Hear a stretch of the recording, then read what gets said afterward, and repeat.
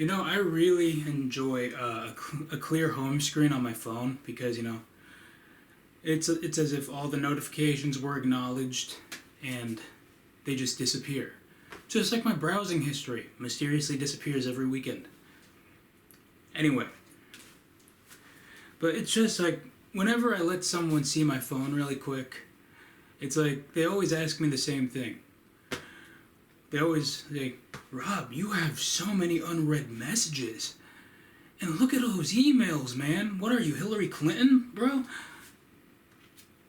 Okay, a little bit of a dated joke there, but see, the thing is, I don't know where these messages came from, nor where they are, because I could swear I marked all my stuff as read. I mean, who knows? This could be spam for all I know. But I have Apple CarPlay in my car, right? So I can't enjoy my Pandora or my Spotify on full blast without the car's version of Siri interrupting me every time someone tries to reply to a text. And then it says, you have 5,900 unread messages. First unread message. Are you looking to find $500 a week for life? See, okay, so it just basically reads off all these spam messages that I didn't even know I had, because I barely know 30 people, let alone 5,000.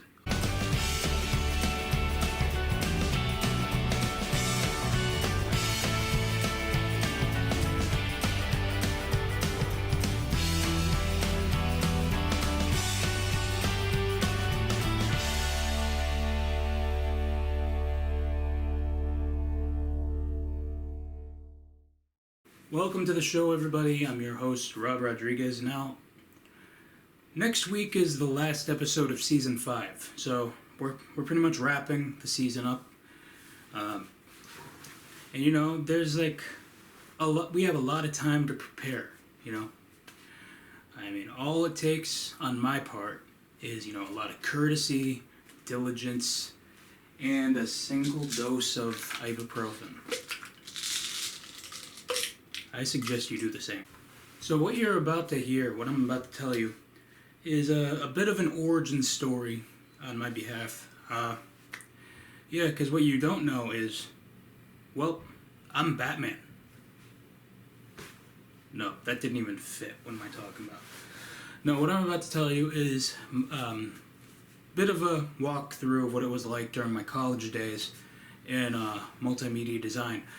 So, I graduated high school, went a whole summer thinking I was talented and I was pretty good at my craft, investing a lot of time into what I was doing. And then I go to this class and it's like Xavier's school for whatever intelligent bing bong dippity doo classes. And everyone there has like a different skill set. I didn't take Photoshop, I took TV production. So there's people who already understood the print side of things. And then, it's not even 1 week in this class, and somebody has already printed out themselves business cards, they made t-shirts, and they invented an original character. And I'm like, okay, now you're just showing off. In a lot of cases, these people who I like to call overachievers, they kind of showcase their medals, their trophies, their certifications. Sometimes we think we're on a roll, but then we mispronounce words here. And that's why we call it improv. Mediocre improv at best. But so they have the trophies, they got the certifications, the medals, and then, some of them like to casually bring up their accomplishments in any random conversation. Like, hey, yo, Patrick, how's the weather? Speaking of weather, I won a whole soccer tournament in the rain once. Yeah, that's like the biggest trophy in my collection. I got 10 back home, Yeah, that's great. Listen, my umbrella has holes in it. Can I borrow one of yours? Oh, speaking of an umbrella, I carried my team to the tournament.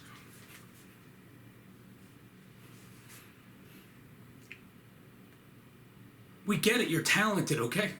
Okay, take this for example. Remember when you were in school? And, yeah, but waking up at 5 a.m., barely catching the bus, making it just in time for breakfast in the cafeteria. And then you make it to homeroom after the bell.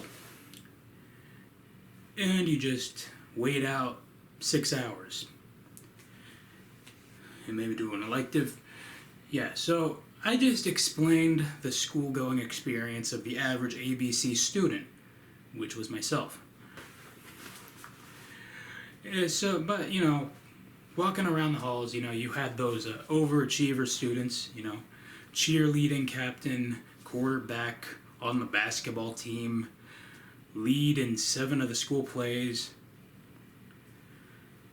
captain of the chess team, swim team captain, and that's just one person, okay? Now my question to that 1% that we have in the United States here is,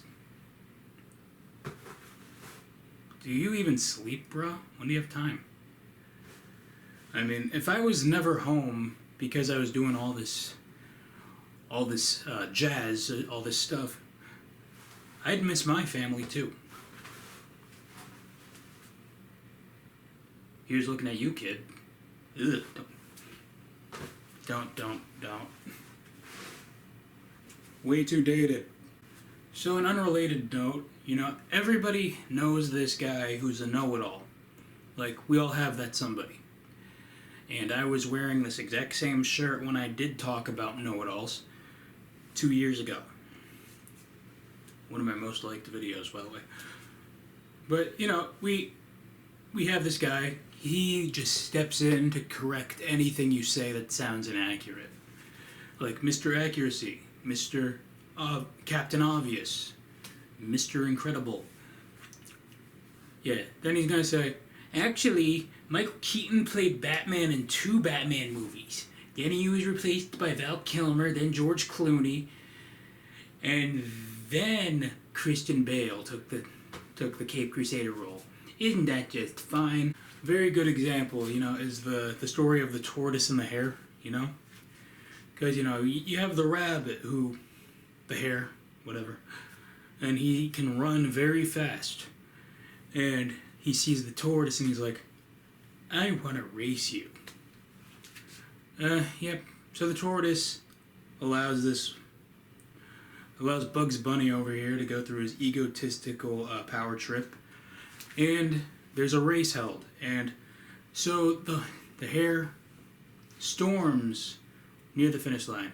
But he feels so confident that he's going to win, he just takes a nap under the tree.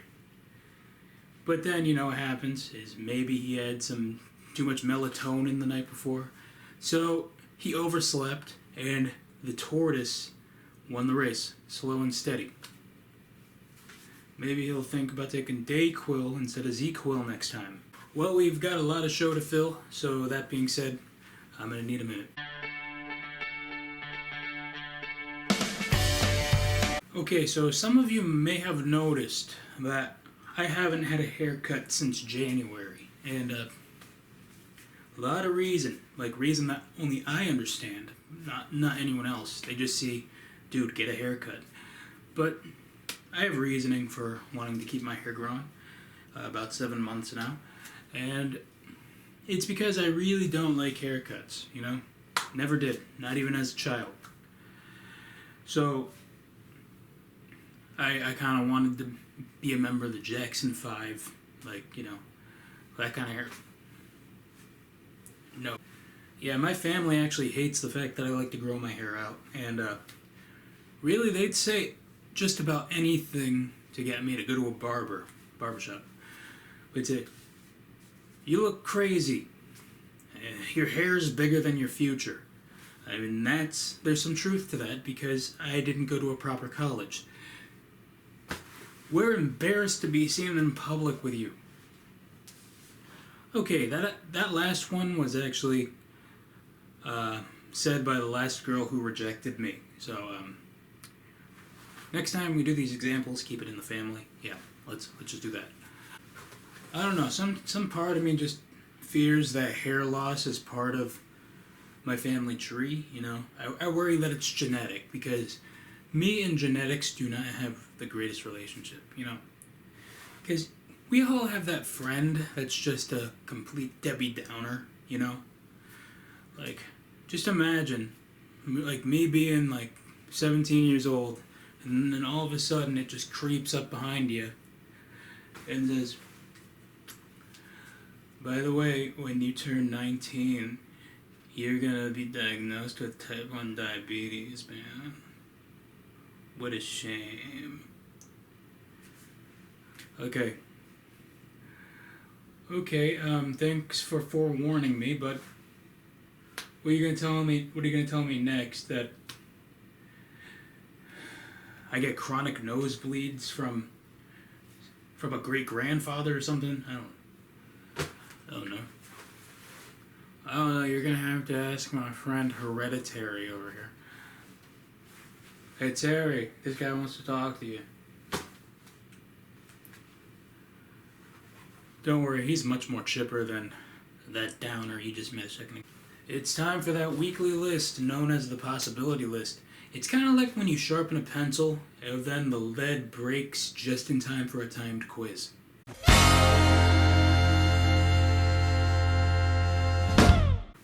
Alright, this list is titled 7 Passwords You'll Easily Forget.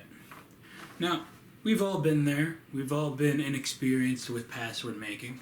We change it so often that we have to come up with the random stuff possible. And a lot of the times it's very complicated. These are some examples. Alright, number 7. BTS Rocks, spelled R-O-X. Number 6. We actually need a visual for this one. Okay, password whenever you're ready. Okay. J as in James, I as in Isaac, 1-7, P as in Peter, 9-5, O as in Oscar. Seriously, they give you that password for a reason when you first get an account somewhere. Just change it, please. Alright, number 5. You could name your password after your 3 cats, but then I'd actually be surprised you'd forget it. Like, your mindset must be, I'm surprised I remember any of these cats' names before my cup of coffee. Yeah. So number 5, Muffins Duffy Clyde 6607. Alright, and then it gets a little more simple after that, you know. Number 4, Simon Cowell Went Soft 17. Number 3, Luigi Mario Bowser Wario. Yeah, because, you know, you were into Mario at first, but what if you became a Fortnite fan after that, you know? And number 2, One Direction Fan 1D. And number 1, 7 passwords you'll easily forget. Nickelodeon Awesome Sauce Spider-Man Elsa Cowabunga Dude 1987.